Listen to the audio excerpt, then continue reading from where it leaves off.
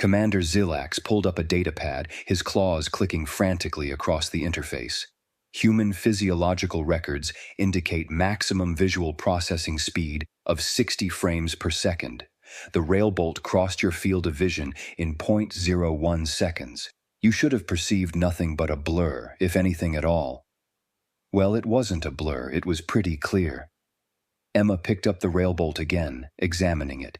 Nice craftsmanship, actually. Whoever made this knew what they were doing. Balanced weight, aerodynamic. Stop touching it! Zilax lunged forward, then froze when Emma just looked at him curiously. Why? It's not going to go off. The propulsion charge is spent. She pointed at the base. See? Burn marks. This thing's inert now. Judge Rahill's eye stalks swiveled to Korvax, who had gone very, very still in his containment field. The defendant will explain how he smuggled a weapon into the most secure facility in the known galaxy. Korvax's mandibles clicked rapidly. I am more interested in how the human survived. According to YouTube analytics, 98% of viewers are not subscribed. That's a huge number. By subscribing the channel that is completely free. Oh, I'm interested in that too, Zilax muttered, his datapad now displaying Emma's bioscan in real time. Ms. Johnson, I'm reading your physiological responses. Your heart rate is 72 beats per minute. Sounds about right. You were just shot at with a weapon that has a 99.8% lethality rate. Emma glanced at the Railbolt in her hand, then back at Zilax. But I caught it? So, 0% lethality rate, I guess. The Sectar ambassador released another cloud of pheromones. The station's air filtration system whined in protest. This is not possible, Judge Rahill said slowly, each word precise. Commander, I want a full security sweep. I want to know how the defendant acquired the weapon, how he concealed it, and how he fired it through 3 separate containment fields. Already running, Your Honor. Zilax was still staring at Emma like she'd sprouted wings, but I think we have a bigger problem. What's bigger than a containment breach during the trial of the century? Zilax gestured at Emma, who was now using the Railbolt as a paperweight for her transcription notes. That is bigger, because if one human can do this accidentally... He trailed off, the implications hanging in the air like the Sectar's alarm pheromones. Marcus Chen stood up from the gallery, his diplomatic immunity badge flashing. Your Honor, I request a recess. I need to contact Earth immediately. Denied. I want answers now. Judge Rahill's voice carried the weight of 3 millennia of judicial authority. Ms. Johnson, you will submit to a full medical and capabilities assessment. Emma sighed, saving her transcription file. Can I at least finish logging this session first? I'm only on page 63, and we're supposed to hit 100 today. The human is concerned about paperwork, the Verdaxian ambassador said faintly. While revolutionizing our understanding of biophysics, she is concerned about paperwork. It's literally my job? Emma looked around at the assembled aliens, all staring at her with expressions ranging from shock to existential dread. Look, I know this seems weird to you guys, but I really am fine. He shot at me. I caught it. It's over. Can we please just get back to the trial? Because honestly, the part where Korvax orchestrated the atmospheric poisoning of Halax Prime is way more interesting than me catching something. Korvax's mandibles clicked again, slower this time. You are not afraid. Of you?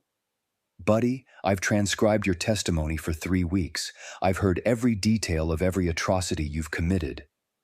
Emma's voice stayed level, almost casual, but something sharp entered her eyes.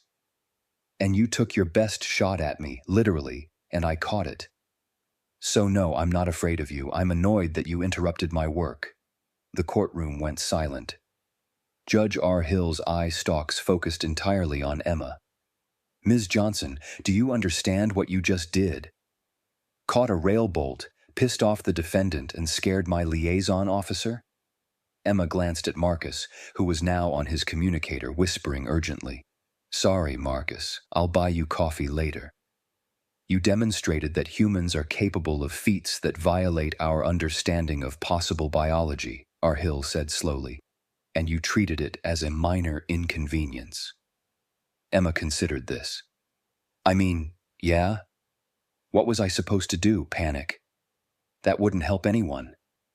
The thing was coming at me, I dealt with it, now we move on. That's just how humans work. Commander Zilax and Judge Urhill exchanged a look that Emma couldn't quite interpret.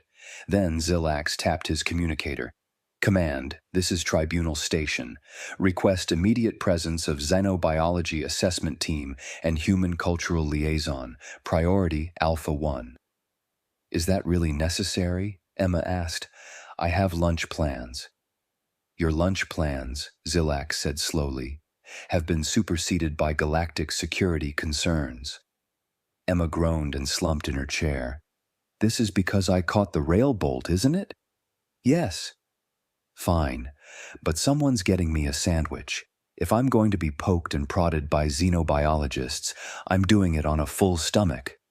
Judge Urhill collapsed back into his bench, eye stalks drooping with exhaustion. Recess. 1 hour.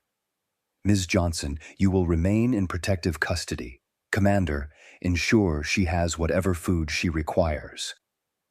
I want turkey on rye, Emma called out as guards began to form a perimeter around her desk.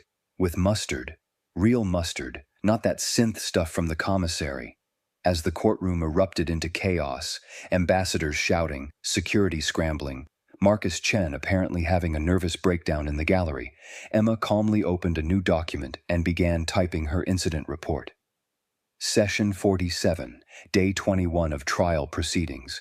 Defendant Korvax's attempted assassination of court stenographer via concealed Railbolt weapon. Assassination attempt. Unsuccessful. Defendant appears surprised by failure. Recommend increased security measures. Also recommend better sandwich options in courthouse commissary. Commander Zilax read over her shoulder, his scaled face unreadable. You're logging this like a routine security incident. It is a routine security incident now, Emma said without looking up. I mean, it won't be routine after you guys figure out how he got the weapon, but the attempt itself? Failed assassination attempt. Pretty routine for a war crimes trial, I'd imagine. Ms. Johnson, Zilax said quietly, nothing about this is routine. Emma finally looked up at him, and for just a moment, Zilax saw something in her eyes that made his combat instincts scream. Not hostility, not threat, just awareness. The kind of awareness that came from being a species that had clawed its way to the top of its food chain by being very, very good at not dying. Sure it is, Emma said, and smiled. Routine for humans, anyway. Phase 2, Impossibility Escalation. The medical bay of Tribunal Station had never been designed with humans in mind. Dr. Azila, chief xenobiologist, stood before a display showing Emma's full-body scan while 3 separate diagnostic systems contradicted each other. This cannot be correct, Azila said for the 5th time in 10 minutes. Run it again. We've run it 7 times. Her assistant, a young Verdaxian named Zilar, tentatively pointed at Emma, who was sitting on an examination table eating her sandwich. The results are consistent, impossibly consistent. Emma took another bite of turkey. You guys know I can hear you, right? Ms. Johnson, Azila approached with the caution typically reserved for unstable explosives. Your physiology is baseline human. Yeah, my doctor says the same thing. Is that bad? Bad? No. Impossible? Yes. Azila pulled up a comparative chart. Your muscle density, neural conductivity, bone structure, all within documented human parameters, nothing enhanced, nothing modified, nothing that explains how you caught a hypersonic projectile. Emma swallowed her bite. Maybe your documented parameters are wrong? The room went quiet. Explain, Commander Zilax said from his position by the door. He'd insisted on remaining present for the examination, citing security concerns. Really, he just wanted answers. Well, how'd you get those parameters? Emma gestured with her sandwich. Did you test humans in actual danger, or did you just run us through standard medical scans? Seiler checked his datapad. Standard physiological assessments, same protocol used for all species requesting galactic citizenship, comprehensive but non-threatening. There's your problem. Emma took another bite. You tested us when we were relaxed. That's like testing a race car while it's parked. Azila's chromatic patches flickered confusion. You are suggesting that humans have multiple operational states. Yeah? Doesn't everyone? Emma looked around, at the blank stares. Okay, apparently not. Look, when I'm sitting here eating a sandwich, I'm in regular mode. But when something's trying to kill me, different mode, faster mode. This mode activates without conscious thought. I mean, I wasn't thinking, oh, I should catch this railbolt. I just did it. Instinct, you know? Zilax stepped closer. Ms. Johnson, I have 40 years of military combat experience. I have neural augmentations, enhanced reflexes, and I train daily. I could not have caught that railbolt. You are an unaugmented civilian stenographer. This should not be possible. Emma shrugged. Evolution, I guess. Humans threw things at each other for like millions of years. Rocks, spears, whatever. If you couldn't catch or dodge, you didn't have kids. Natural selection. Every species has natural selection, Azila protested. Sure, but how many of your species evolved through projectile warfare? Emma waved her sandwich at them. Like, genuine question, did your ancestors spend 100,000 years getting really good at throwing rocks at prey, at enemies, at each other? Silence. The Verdaxians evolved from ambush predators, Selar said slowly. We specialized in camouflage and venom, not speed. My species evolved in methane swamps, Azila added. We are chemically adapted, not physically. Zilax's scaled face might have shown discomfort. The Sethrak clans evolved from pack hunters. We specialized in coordination and sustained pursuit, not reaction time. Okay, so none of you spent millions of years dodging and catching thrown objects. Emma finished her sandwich. We did, and we got really, really good at it. To the point where it's basically automatic. Automatic, Azila repeated. You're saying that what we witnessed, a feat that violates our understanding of biological limits, is automatic for humans? For a lot of us, yeah. I mean, I'm not even that athletic. Emma gestured at herself. I sit at a desk all day. My nephew, though. Kid plays baseball. He can catch stuff that I'd miss. The xenobiologists exchanged looks that humans would have described as deeply concerned. Commander, Azila said slowly, I recommend we contact the Galactic Combat Assessment Unit immediately. Before Zilax could respond, alarms blared through the medical bay. His communicator erupted with chatter. Security breach. Containment Unit 7. Korvax is attempting another. Emma was off the examination table and moving before the sentence finished. Zilax barely had time to register her motion before she was at the door. Ms. Johnson, stop! You cannot— But Emma was already through the door, moving with purposeful speed through the corridor toward the courtroom. Zilax and 3 guards sprinted after her, but she maintained her lead with what appeared to be a casual jog. They burst into the courtroom to find chaos. Korvax had somehow extended his containment field. Later investigations would reveal he'd modified it, over weeks, and was now holding a shard of the field's generator array like a blade. Judge Rahil was pinned against the bench, and 2 guards were unconscious on the floor. Finally, Korvax's mandibles clicked rapidly. The human returns. I will not fail. Emma walked straight up to the containment field, which shouldn't have been possible, reached through it, which definitely shouldn't have been possible, and caught Korvax's wrist before he could strike. Dude, seriously. She twisted his arm with the casual efficiency of someone breaking up a toddler fight, and the improvised blade clattered to the floor. You already tried this. It didn't work. What made you think trying again was a good idea? Korvax stared at his trapped arm, then at Emma's face, then at his arm again. You. The field. You should not. Yeah, I'm getting that a lot today. Emma released him and stepped back, noting that the containment field seemed to be shorting out where she'd touched it. "Judge Rahil, you okay?" The judge slowly descended from his pressed position against the bench. Yes, how did you—" "He was going to stab you. I stopped him." Emma dusted off her hands. "Commander Zilax, I think you need better containment fields. This one's pretty easy to reach through." Zilax stood frozen in the doorway, his weapon still drawn but forgotten. "You disrupted the containment field." "It was already disrupted. He was standing outside it." "No, you disrupted it further. Those fields are quantum locked. They cannot be penetrated by biological matter." Emma looked at her hand, then back at Zilax. "Well, apparently they can, because I just did it." Judge Rahil's eye stalks were moving independently now, each one tracking Emma with what might have been fascination or terror. "Ms. Johnson, I am beginning to understand why the defendant targeted you specifically. Because I'm the stenographer. Because he recognized what we did not." Rahil gestured at Korvax, who was now backing as far away from Emma as his containment unit allowed.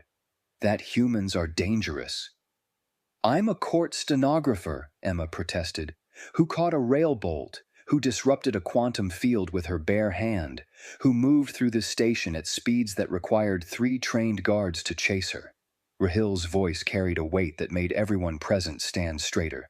"Commander, I want a full assessment, not of the containment breach, of humans." "Your Honor, with respect, that's not my jurisdiction."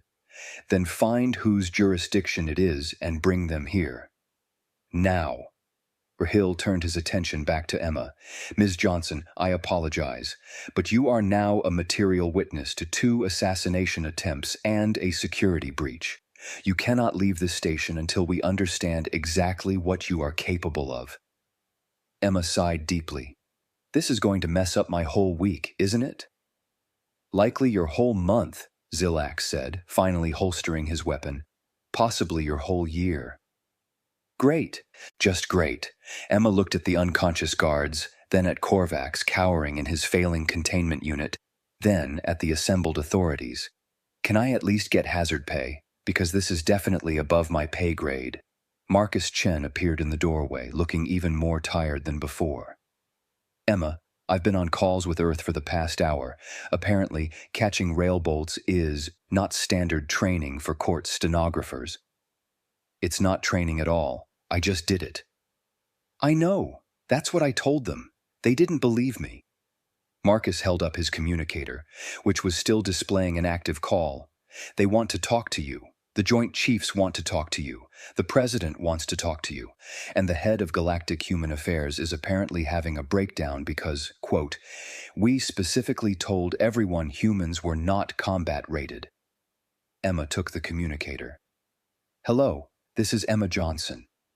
A crisp, military voice responded. "Ms. Johnson, this is General Patterson, Joint Chiefs of Staff. Did you really catch a railbolt with your bare hand?" "Yes, sir." "And you're not enhanced?" "No augmentations. No special training."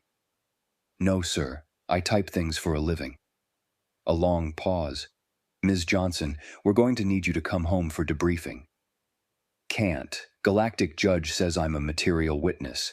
Plus, we're only halfway through the trial and someone needs to finish the transcripts." Another pause, longer this time. "The transcripts." "Yes, sir. Someone has to maintain proper court records, and I take my job seriously." "Ms. Johnson, you may have just revealed that every human capability assessment in the Galactic database is catastrophically wrong, and you're worried about court transcripts." "Well, yeah, the transcripts matter. War crimes don't document themselves." Emma glanced at Judge Rahil, who was watching this exchange with all 3 eye stalks. "Besides, Korvax is guilty as hell, and I want to make sure the record is perfect, so there's no chance of appeal." General Patterson made a sound that might have been a laugh or a sob. "We'll send a diplomatic team. Don't demonstrate any more capabilities until they arrive." "I'm not demonstrating anything. I'm just doing my job." Your job now includes being living proof that humanity is more dangerous than anyone thought. Emma handed the communicator back to Marcus. I really hate today. You and me both, Marcus muttered. Commander Zilax was speaking rapidly into his own communicator, coordinating what sounded like a massive security response. Judge Rahil was reviewing footage of Emma's latest impossible feat. Korvax was making sounds that the translator refused to process, probably because they didn't have polite equivalents. And Emma, in the center of this chaos, just wanted to finish her transcripts and go home. Ms. Johnson, Dr. Azila said, appearing at her elbow with a scanner, I need to document your physiological state after penetrating the quantum field. Your readings are still baseline human. Of course they are. I'm baseline human. But you just did a thing humans do? Yes. Emma rubbed her temples. Look, I get that this is weird for you, but from my perspective, I saw threats. I stopped threats. That's it. That's just how we're built. Azila made a notation on her datapad. Commander Zilax, I'm revising my earlier assessment. The problem isn't that Ms. Johnson is exceptional. The problem is that she's not. Everyone turned to stare at the xenobiologist. She's baseline human, Azila continued, which means any human could theoretically do what she's done. We haven't been documenting outliers. We've been documenting a species that wasn't trying. The implications hung in the air like a guillotine blade. How many humans are in the galaxy? Judge Rahil asked quietly. Marcus checked his datapad. Current estimates, 43 million across colonized space, another 8 billion on Earth. 8 billion, Zilax repeated. 8 billion beings potentially capable of catching hypersonic projectiles and disrupting quantum fields.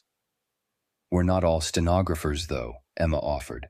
Some of us are actually trained for combat. The color drained from every alien face in the room. That, Judge Rahil said slowly, is not as reassuring as you think it is. Phase 3, System Breakdown. The conference room adjacent to the courtroom had become mission control for what was rapidly being labeled the human capability crisis. Representatives from 6 species crowded around a holographic display showing Emma's biometric data alongside comparative xenobiology charts. Every chart showed the same thing. Humans were impossible. We have a problem, announced Dr. Vexia, head of the Galactic Combat Assessment Unit. She'd arrived within the hour, having dropped everything to personally investigate. A very, very large problem. Emma sat in the corner, working on her laptop because nobody had actually told her to stop transcribing. She'd already finished logging both assassination attempts and was now catching up on the previous day's testimony about orbital bombardment tactics. Ms. Johnson, Vexia called out, I need you to participate in this assessment. I'm working. You can work later. This is urgent. Emma saved her file with visible reluctance and closed her laptop. Fine. What do you need? Vexia pulled up a 3-dimensional model of human anatomy. I need you to explain how you caught the Railbolt. In detail, what you saw, what you thought, what you felt. I saw it. I caught it. I didn't really feel anything. You must have felt something. Adrenaline surge, heightened awareness, time dilation. Emma thought about it. Maybe. It all happened pretty fast. Or slow. I'm not sure. I saw the projectile, my brain went, oh, that's coming at me, and my hand just went up and caught it. Like catching a ball.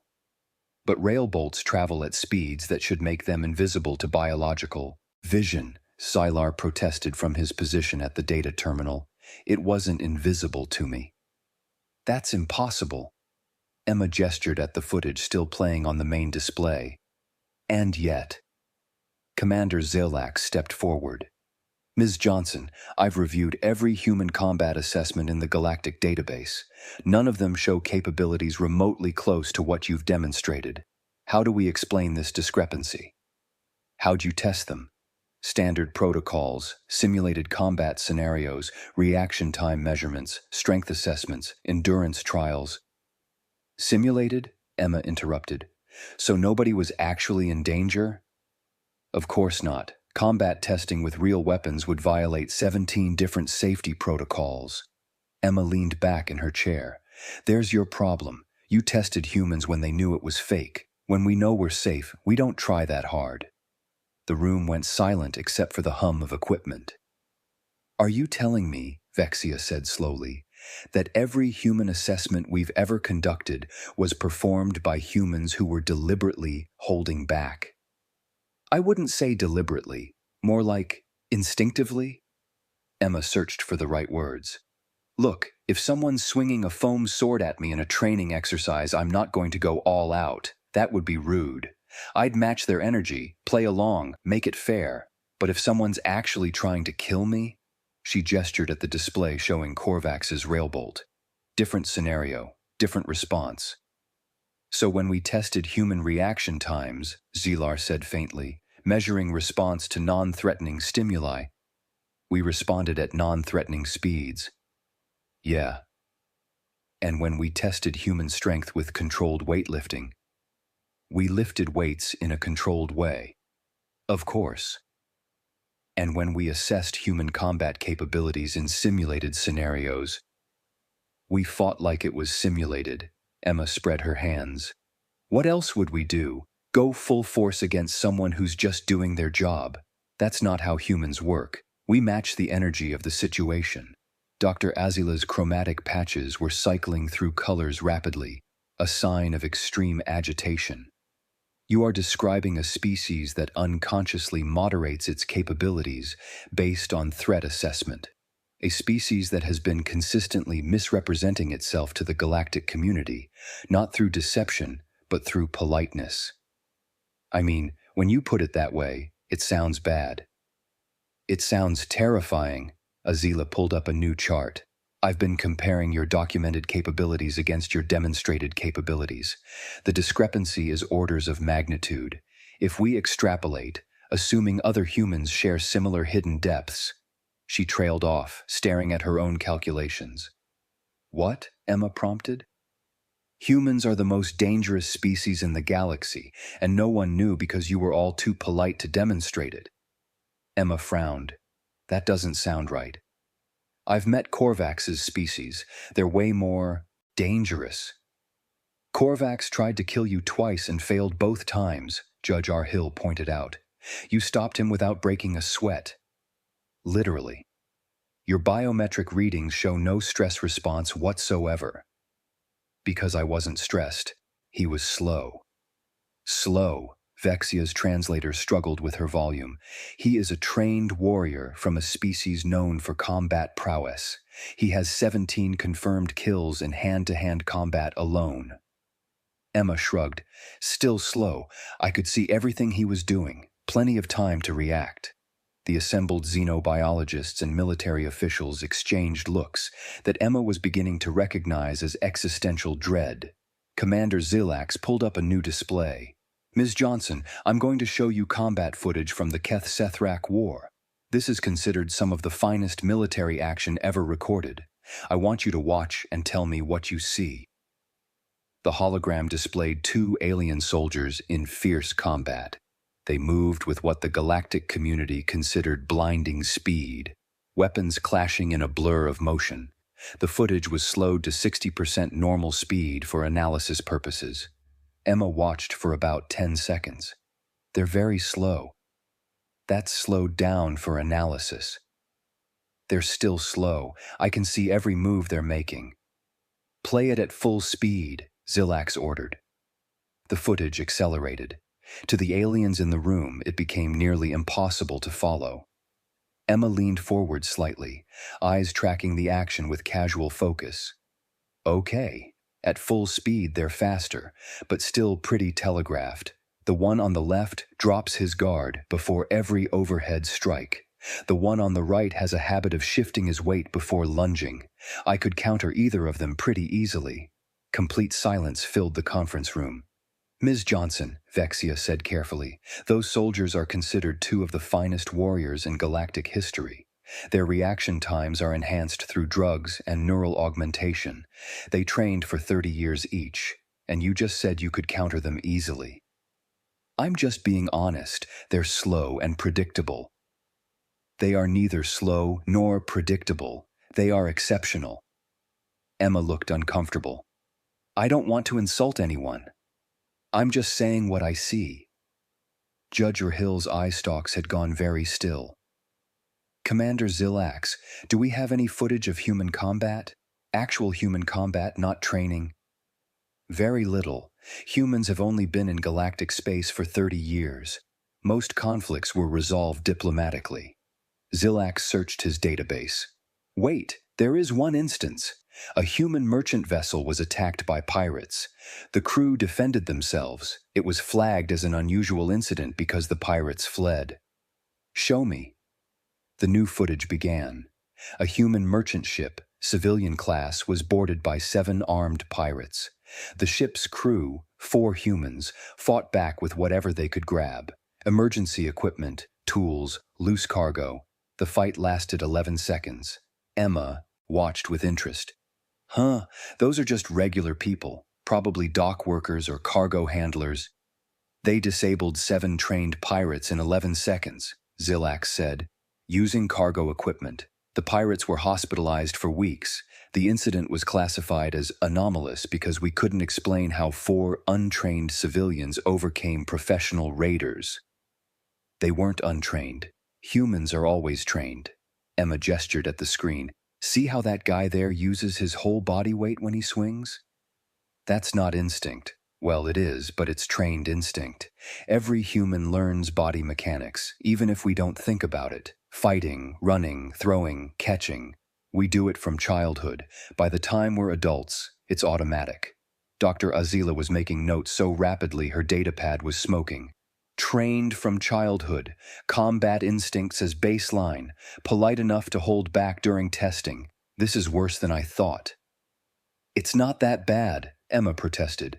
Ms. Johnson, if even a fraction of humans are as capable as you, the entire galactic power structure is based on a fundamental misunderstanding of human capabilities.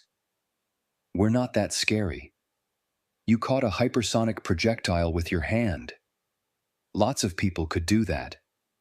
No, they literally could not. You are the only documented being in galactic history to successfully catch a railbolt without mechanical assistance or protective equipment. Emma opened her mouth to argue, then paused. Wait, really? Nobody's ever caught one before? Never. It's considered impossible. Emma processed this. So I'm the first. You are the first, and if your assessment of human capabilities is accurate, you will not be the last. Judge Rahill stood, all 3 eye stalks focused intently on Emma. Ms. Johnson, I am going to ask you a question, and I need you to answer honestly. Can most humans do what you did today? Emma considered. Catch a railbolt? I don't know. Nobody's ever had to. But catch fast-moving objects?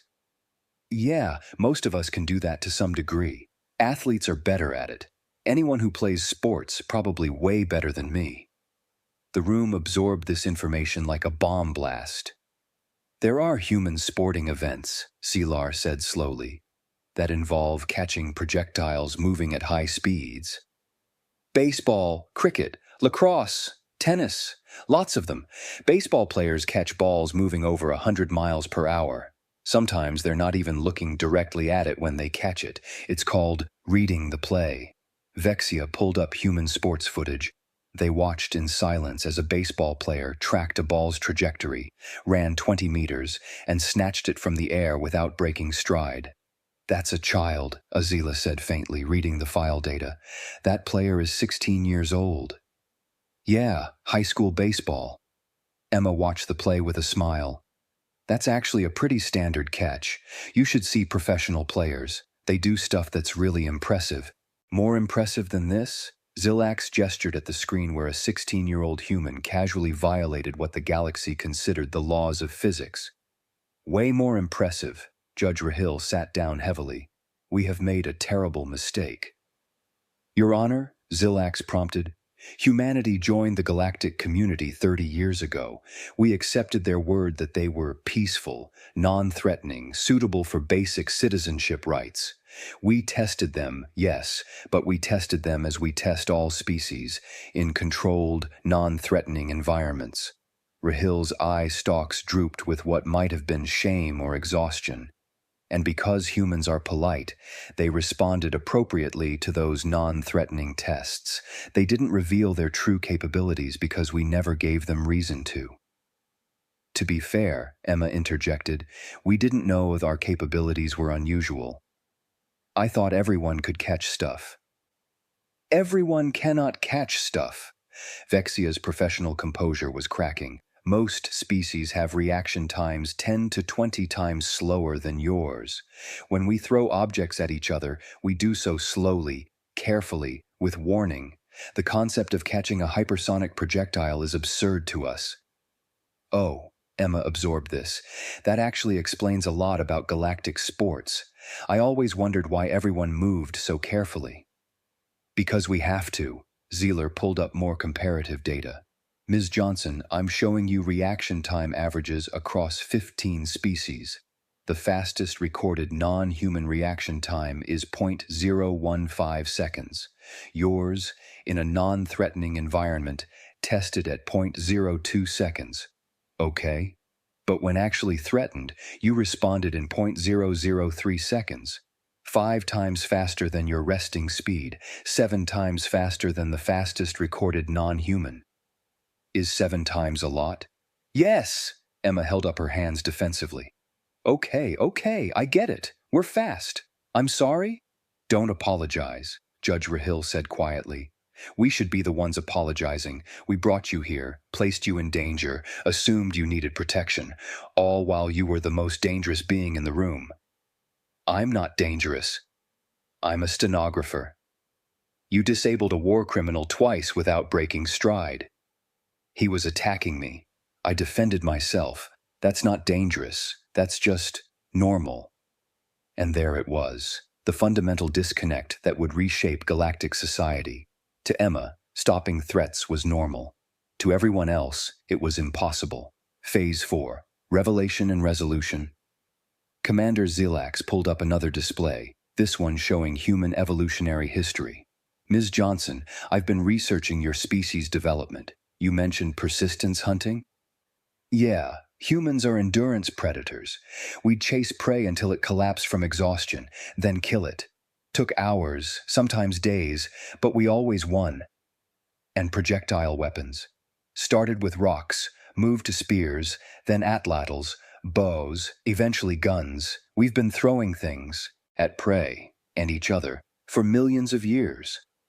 Emma shrugged. It's kind of humanity's signature move. If something's too far away to hit with our hands, we throw something at it. Vexia brought up footage of human children playing catch in a park. This is recreational? Yeah, playing catch is one of the first games human kids learn. Parents throw balls to their toddlers. By age 5 or 6, most kids can catch and throw pretty reliably. You train your children in projectile combat from infancy. We teach them to play catch, but sure, if you want to make it sound ominous. Emma watched the footage with obvious fondness. That's my nephew, actually. He's 8 now, getting really good at baseball. The assembled officials watched the video of a 6-year-old human tracking, intercepting, and catching objects with casual precision. Your species weaponized childhood development, Azila said with something like awe. Or we made weapon training into fun games. Depends on your perspective. Emma grinned. Humans are pretty good at making necessary skills enjoyable. Makes people want to practice. Judge Rahil gestured for attention. I want to conduct a demonstration. Ms. Johnson, would you be willing to participate? Depends on the demonstration.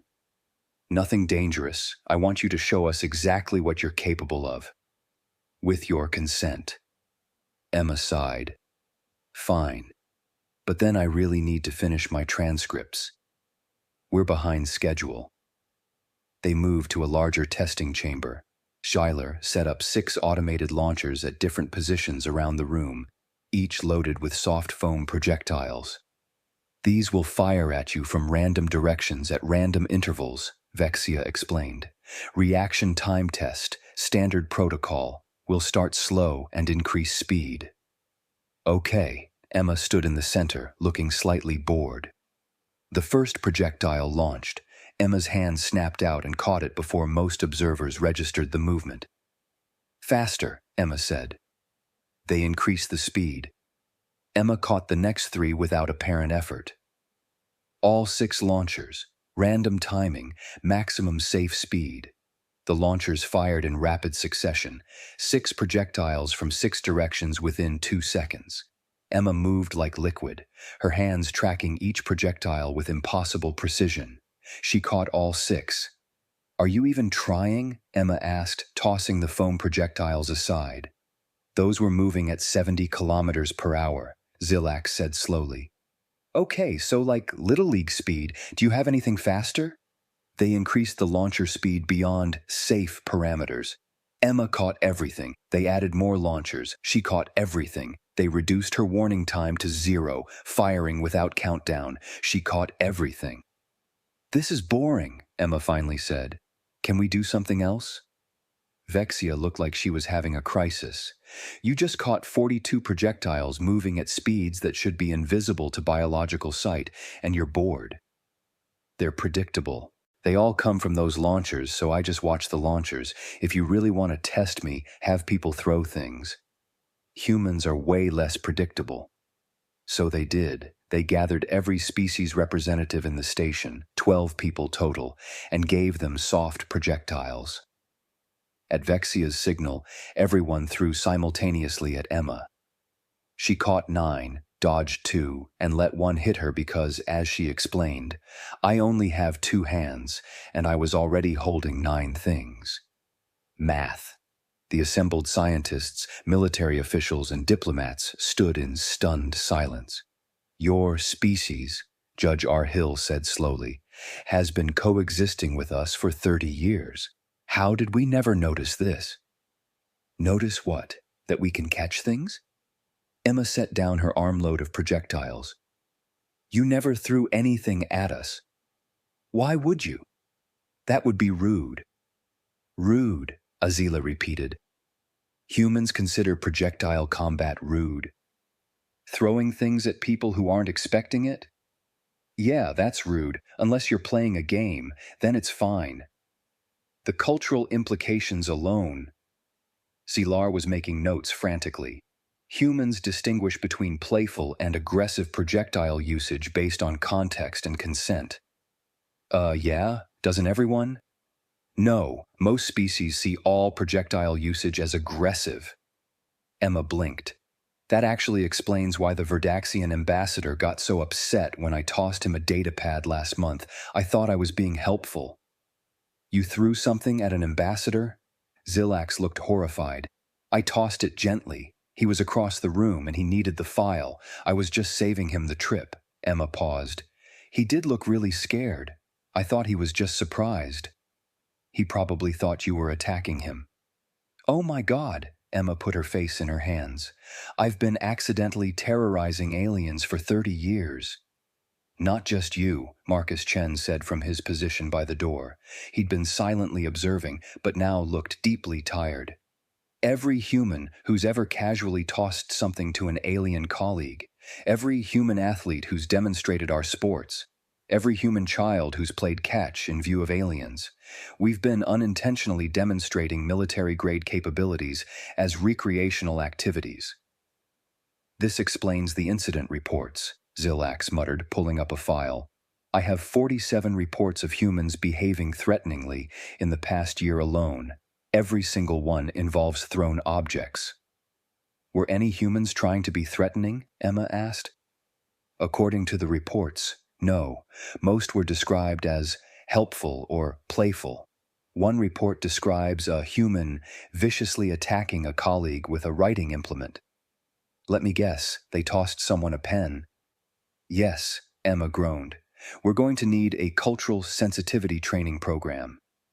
For which side? Judge R. Hill asked, and there was dark humor in his voice. Should we train humans not to throw things, or train everyone else that thrown objects from humans aren't necessarily attacks?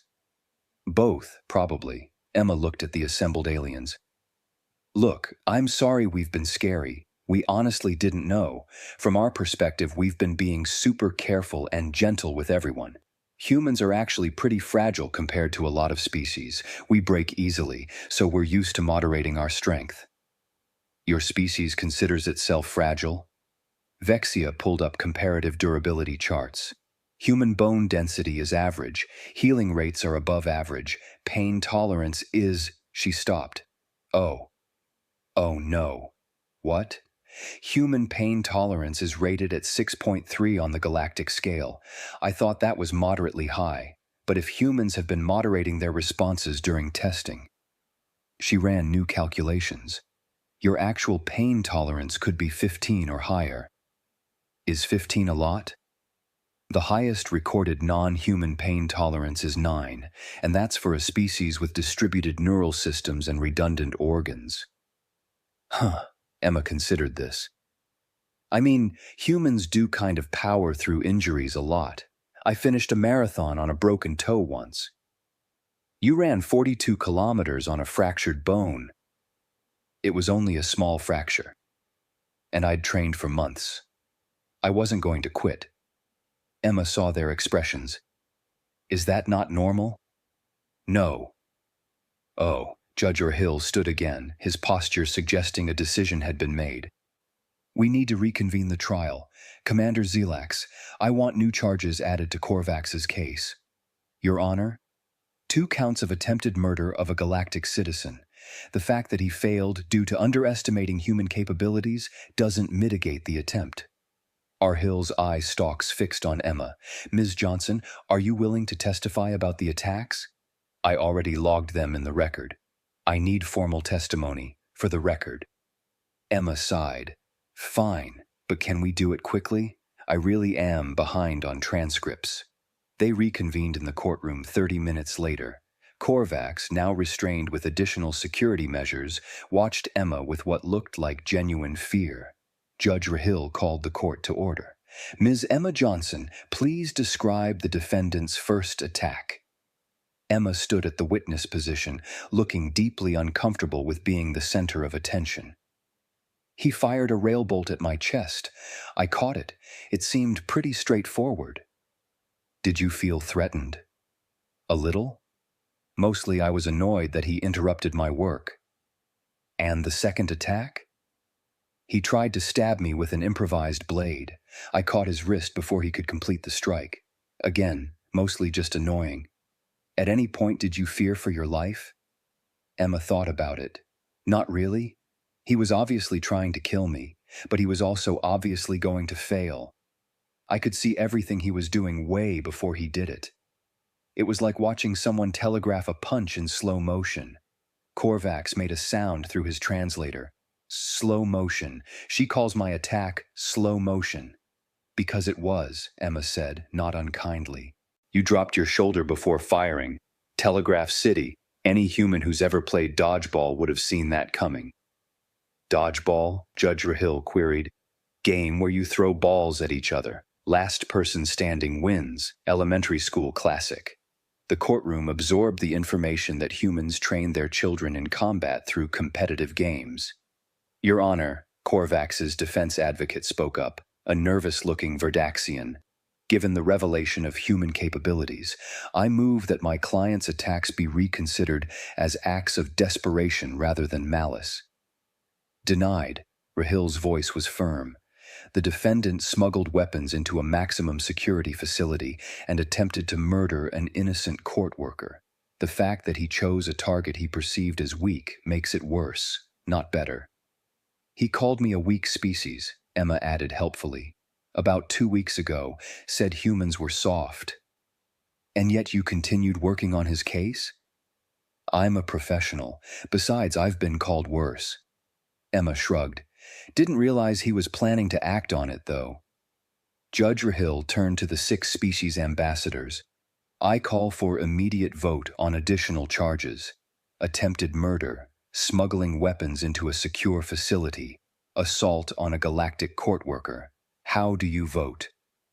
All 6 voted guilty without hesitation. Korvax, R. Hill pronounced, you are hereby sentenced to maximum containment for the duration of your natural life. No possibility of appeal. The original genocide charges stand, compounded by your attacks today. You have demonstrated that you remain a threat to all species, and you will be treated accordingly. Korvax slumped in his restraints. I only wanted to prove humans were weak. You proved the opposite, Emma said. Congratulations. Guards escorted Korvax out of the courtroom. The trial that was supposed to last another 3 weeks was over. Judge Rahil looked exhausted but satisfied. Ms. Johnson, on behalf of the Galactic Tribunal, I apologize for placing you in danger. You didn't know he had weapons. I meant by bringing you here at all. We've been sending human translators into dangerous situations without understanding what we were asking of them. We just thought you guys were being cautious, Emma said. Honestly, we appreciated the security measures, made us feel valued. You were never in danger, were you? Emma considered the question seriously. From Korvax? No, not really. But from an explosion or structural failure? Sure, I can die just like anyone else. We're fast and tough, but we're not invincible. Still, Rahil managed something like a smile. I believe we'll be requesting human presence at all high-security trials from now on. For translation? For deterrence, you saw how quickly Korvax surrendered once he realized his attacks were futile. So I'm a security feature now, if you're willing. With appropriate compensation, of course. Emma's eyes narrowed. Hazard pay. Triple your current rate. Make it quadruple and you've got a deal. I was almost murdered twice today. Done. They shook hands, Emma carefully, having learned that human handshakes could be perceived as aggressive. Phase 5, New Paradigm. The Galactic Security Council meeting convened 3 days later with representatives from 40 species. Commander Zilak stood before them, presenting what would become known as the human catch phenomenon. In summary, Zilax concluded his presentation. We have been catastrophically wrong about human capabilities. Every assessment we've conducted was performed in artificial conditions where humans were consciously or unconsciously moderating their responses. So what are humans actually capable of? Demanded the Sector military representative. We don't know. We know their minimum capabilities, what they do naturally, without thinking, but their maximum, that remains unknown. Ms. Johnson suggested that trained human athletes and soldiers are far more capable than she is. The council chamber erupted in discussion. Are we in danger? Someone asked. From humans? Unlikely. They've coexisted peacefully with us for 30 years. Their restraint appears genuine. Zilax pulled up footage of Emma catching the Railbolt. But in danger with humans? Yes. Anyone who threatens a human, or anything a human is protecting, should be very afraid. You're saying humans are natural defensive assets? I'm saying humans are accidentally the galaxy's best point defense system. They've been doing it since childhood, and they think it's recreational. The footage of human children playing catch replayed on every screen. How do we adjust our protocols? Asked the Verdaxian defense minister. Carefully, I recommend 3 immediate changes. Zilax pulled up his proposal. First, revise all human capability assessments with actual threat simulations.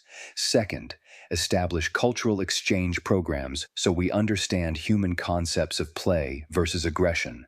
Third, recruit human security personnel for high-risk operations. Recruit the species we were protecting from threats to protect us from threats, someone summarized. Yes. That's embarrassing. That's reality. The council voted.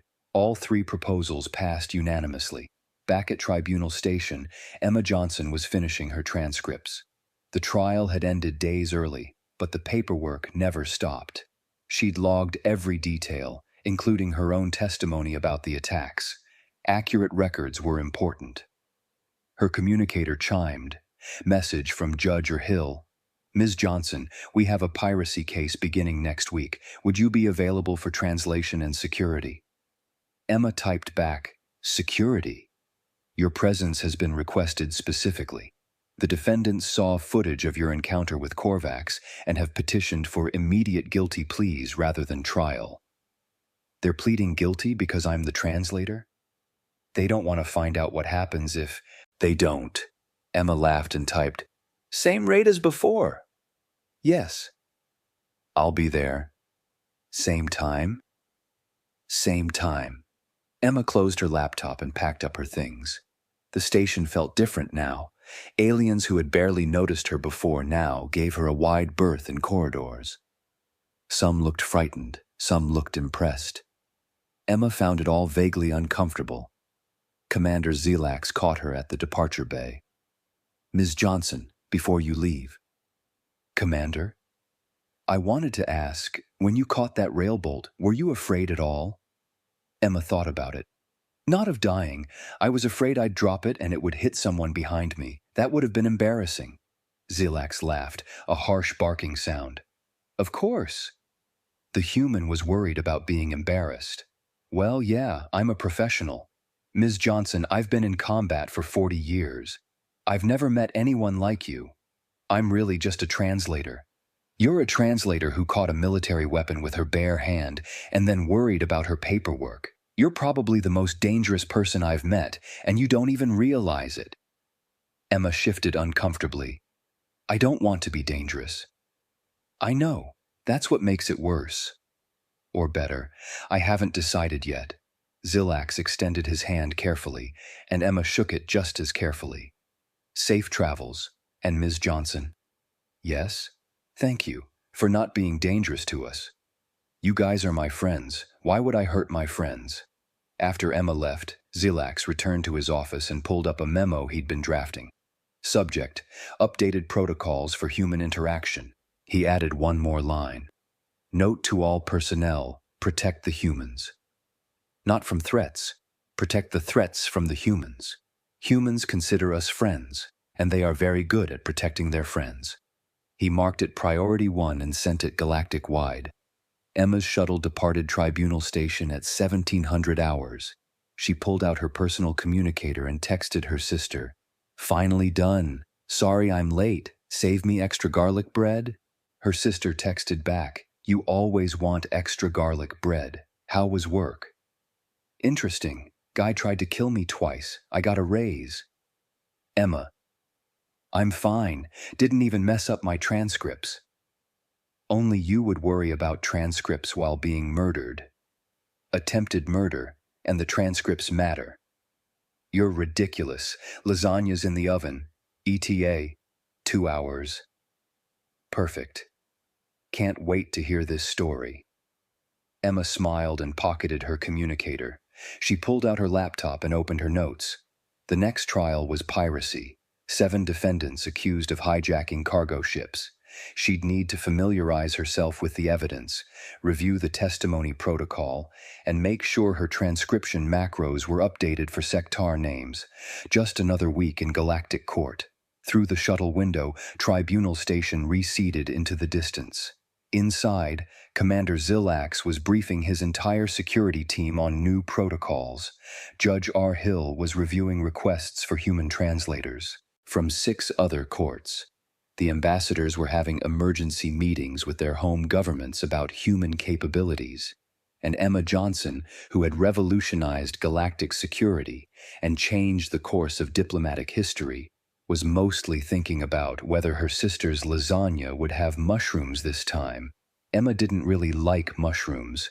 The Galactic Tribunal implemented mandatory human presence for all high-security trials within a week.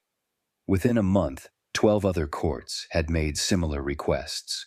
Human embassy staff, initially confused by the sudden demand for translators and stenographers, quickly realized what had happened. Humans weren't just linguists anymore. They were deterrents. Emma Johnson got her hazard pay, her sister's lasagna, with mushrooms sadly, and became the galaxy's most accidental deterrent to courtroom violence.